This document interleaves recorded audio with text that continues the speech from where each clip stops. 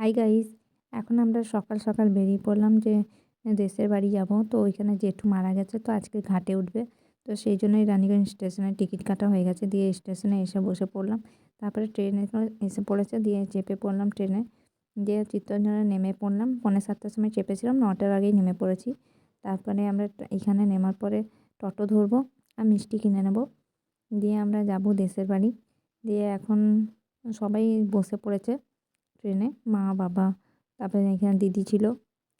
তারপরে আমরা অজয় নদী পেরিয়ে যাচ্ছি। আর দেখতেই পাচ্ছ গ্রামের বাড়ি প্রায় চলে এলাম, দিয়ে বাড়ি এসে পড়েছি। তারপরে এসে পরে আমাদের খেয়ে নিচ্ছি খাবার, মুড়ি খেয়ে নিচ্ছি, কারণ সকালে বেরিয়েছি কিছু খাইনি তাই। তারপরে আমরা যাব এখন। এখন আমি পুকুর যাচ্ছি, কারণ কাপড় চোপড় নিয়ে যাচ্ছি। জেঠিমারা সবাই গেছে, মা বাবা সবাই আছে, তো ঘাটে উঠবে সেই জন্য।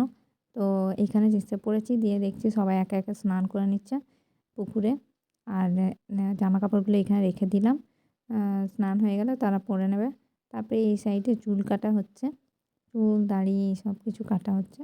তারপরে আমরা চলে এলাম এখানে, রাত্রেবেলায় খাবার খেয়ে নিচ্ছি সবাই সাথে। দিয়ে সকালবেলায় স্নান করে নিয়েছি, দিয়ে সবাই সাথে মুড়ি খাচ্ছি। তো দিদিদের সঙ্গে অনেক দিন পর একসঙ্গে মুড়ি খাওয়া হচ্ছে। এরপর জেঠুর কাজ শুরু হবে, ঠাকুরমশাইও এসে পড়েছে, সমস্ত কিছু সাজানো হয়েছে। দিয়ে আমরা এখন জল আনতে যাচ্ছিলাম সবাই মিলে। তো হ্যাঁচকা কলের জল সবাই দিদিরা ভরছিল। দিয়ে আমরা এখন খেতে বসে গেলাম, শাড়ি পরে নিয়েছি, কারণ লোকজন সবাই এসে পড়েছে সেই জন্য। দিয়ে খাওয়া দাওয়া হয়ে গেছে, দিয়ে বসে আছি, একটু পরে বাড়ি চলে যাব। তো এই পর্যন্তই আমার ব্লগটা। তো এই যে রেডি হয়ে নিয়েছি, দিয়ে গাড়িতে করে বাড়ি যাচ্ছি। তো বাই বাই, এই পর্যন্তই আমার ব্লগটা। ভালো থেকো।